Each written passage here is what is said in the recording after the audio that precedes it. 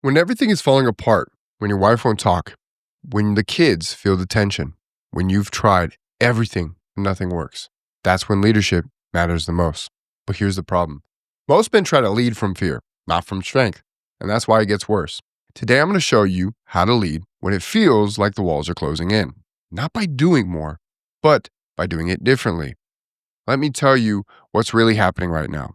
Your wife isn't just upset. She's not just distant. She's testing you.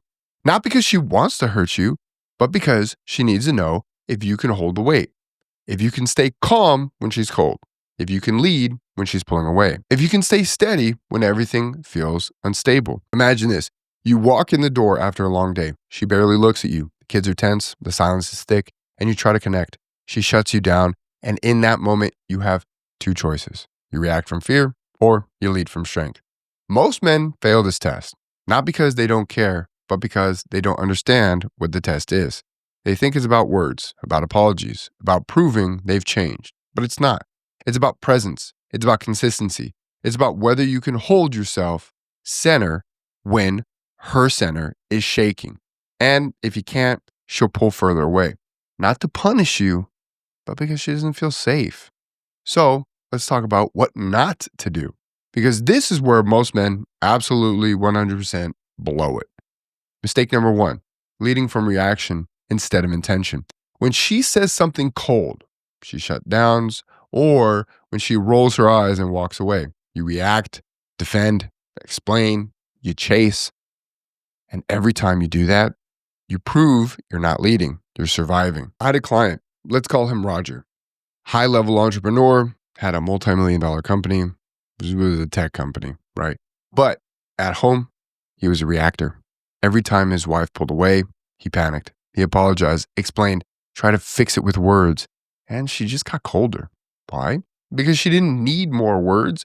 She needed to feel his strength, not his fear.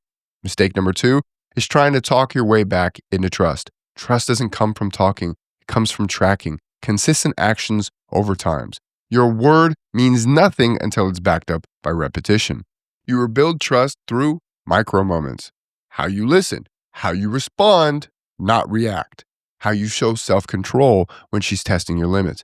Every calm reaction says that you can trust my leadership. Every overreaction says you're still not safe. Mistake number three is waiting for her to meet you halfway. She's not going to.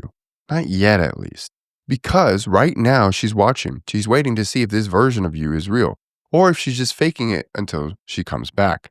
That's why you have to lead alone first. Not forever, but for now. And the cool thing about that is the feminine mirrors and multiplies. So one of our first core tenets of leadership here is lead by example. So when you do this first and you lead first, she will mirror and multiply your energy. Look, I know this feels heavy. You don't have to do this alone. And if you're serious about leading at home in the same excellence you bring to your place of work, your business, whatever you do, book a call with my team. We'll walk you through the heroic husband method step by step so you can rebuild safety, trust, and connection without chasing or begging using our emotional layering protocol. You'll find that link below because this doesn't have to end the way it's heading. You just need a better plan. Now, let's talk about what happens when you do things right. There's something I call the tipping point.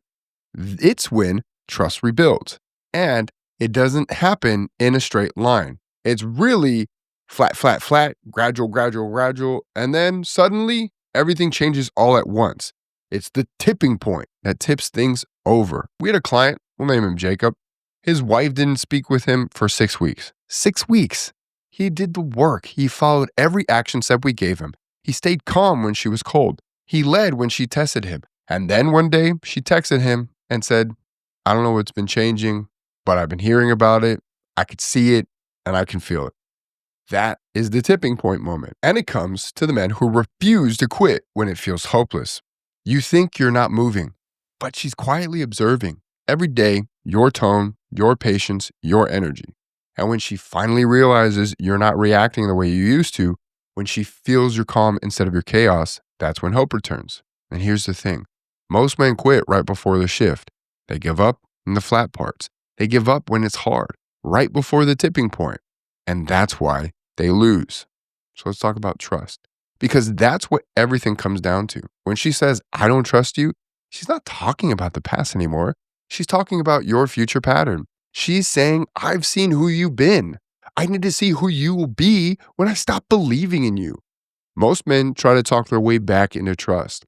They make promises, they explain, they over apologize. But trust doesn't come from talking, it comes from tracking. Again, consistent actions over time. Think about it like this. If someone burned you 10 times, would you believe them on word 11? No. You'd wait, you'd watch. You need proof, not words, proof. That's what she's doing. She's waiting for the pattern to change, not the promise, pattern.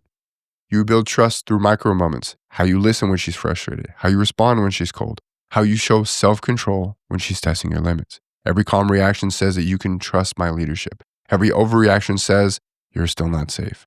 That's why this process isn't about fixing her feelings. It's about fixing your foundation. So here's what you do starting today. Number 1, stop reacting, start responding. There's a difference. Reacting is emotional. It's defensive. It's from your pain. Responding is intentional. It's calm. It's from your strength. Practice the pause before you speak, before you defend, before you explain. Take a breath and ask yourself, is this coming from my fear or my leadership? Number 2, lead through action, not words. Stop promising change. Stop it. Start showing it. It's how you handle stress, in how you treat her even when she's cold, in how you show up for your kids, in how you take care of yourself. She's not watching your words, she's watching your presence. Number 3, trust the process even when you don't see results. Remember that tipping point, how I said, it's just kind of gradual, then boom, everything shifts. Most men quit way before the actual catalyst, the actual tipping point. Don't be most men. Look, this is hard. I'm not going to sugarcoat it, but you don't have to figure this out alone. And if you're ready to lead at home with the same precision you bring to work, book a call with my team. We'll walk you through the heroic husband method step by step using the emotional layering protocol so you can rebuild trust, restore safety, and bring your family back together without begging, chasing, or losing yourself in the process. The link is below because this doesn't have to end the way that it's heading. You just need a better plan. I'll see you on the other side.